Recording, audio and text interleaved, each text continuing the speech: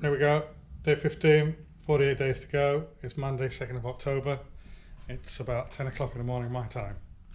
Yesterday was obviously Sunday, and I was hoping to have a bit of a sort of like, half day at it, bit of a chilled day, but the events of Saturday scuppered that one. If you've seen the video, I got a nasty paint reaction on the door that I was painting.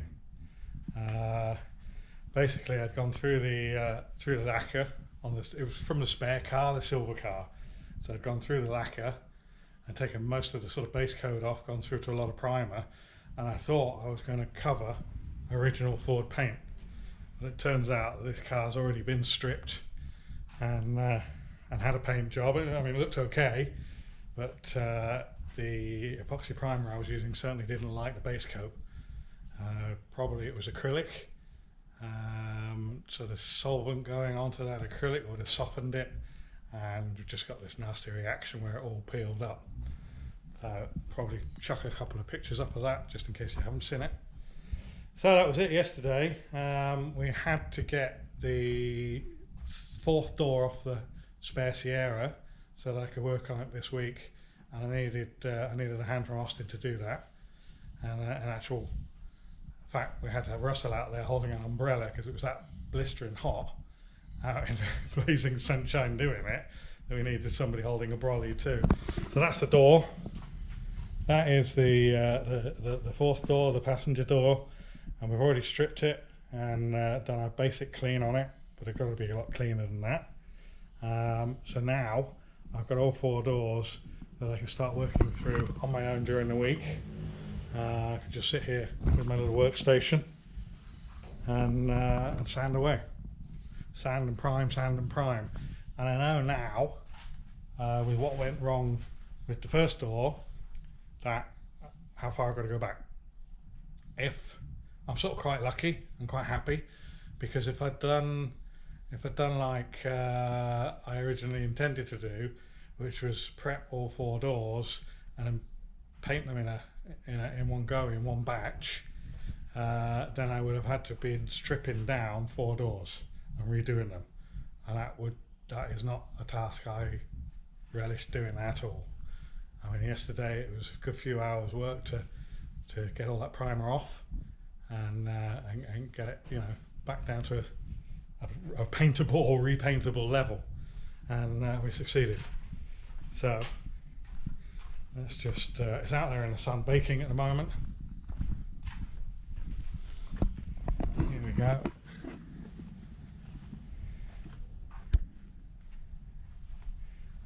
Bit of an idiot because I do have a finger mark in it here. That should sand out. I should have left it on the stand all night, and I didn't. After about 2 or 3 hours I went to lift it off and it was softer than I thought it was. But every day is a school day. Anyway, I'm happy with that. That'll sand up nice. There was a dent.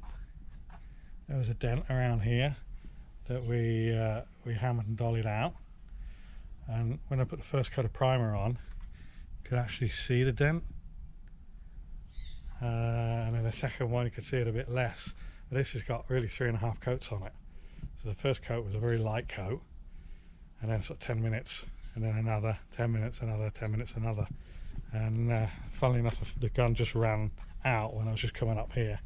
So there's a tiny little bit dry up through there, but it doesn't matter. So that's that. Once that's baked, I can hang it back up and we can do the inside of it. And the inside of it's just going to have a sealer on it. Sealed and sprayed directly with the top coat.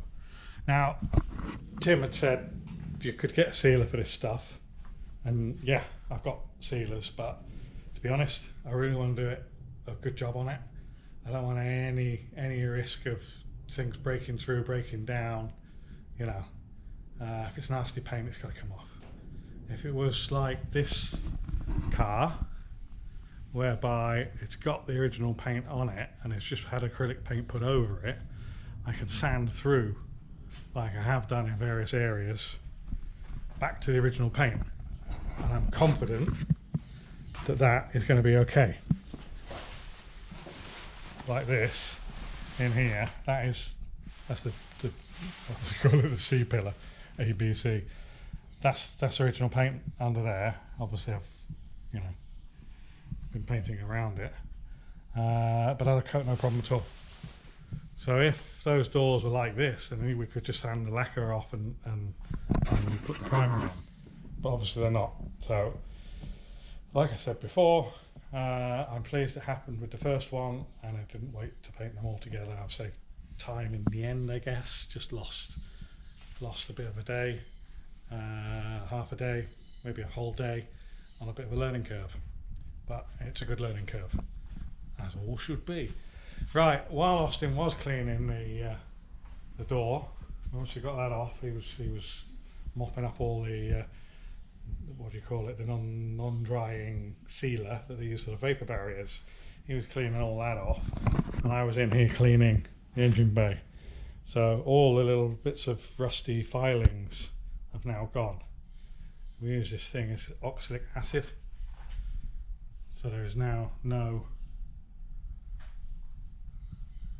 Austin, you can put some pictures up of this corner before and after, and just down here that I took, and you'll see what a difference that makes. It stops a lot of sort of unnecessary sanding. So all we've got to do now is whack, because this is welding in here, and that's welded in there, and I just put some of that kiddie hair fiberglass putty in there just to fill up the gaps in the weld. So we need to block that down, prime it again, and then we'll sand the whole engine bay and get that painted. Got the engine bay. The engine bay is all sorry, the cabin is all sealed up. It's all masked up now, because I kid you not, the ability for the overspray to go up through the floor and ruin the inside of the paint job is unbelievable. Absolutely unbelievable. So I think that's it. We'll carry on with doors for today. I think I'll just grab another door, maybe do one. What was that? That was the driver's side, so maybe do the driver's rear door, and then I've got a pair, and yeah, maybe later this afternoon I'll do the flip side of that once it's baked a bit. I mean, the sun's blistering hot. It's well capable of baking the paint. And the reason why I wanted to bake it, making sure it's really hard, is because we've just painted it in this aspect with the sort of A surface facing outwards. I've now got to flip it, and it will be resting against this metal bar. I will put some foam down there, some protection, but I just don't want any sticky paint that could, you know, like get marked or whatever. So like I say, once it's baked, flip it over, hang it on there, and can paint the inside of it. I'm not worried about masking it off either, because once the door is on the car, it'll be sanded. I might do some basic sanding beforehand and leave the body lines. We'll see about that. We'll see about that. Anyway, I think the next on the list is to do the driver's rear door. All for now, I think. Thank you very much. Great number of people watching the channel, and we're getting more and more subscribers, well, pretty much daily. So thanks for that. If you haven't subscribed, please do so. Give us a like, and we'll catch you later. Cheers for now. Bye.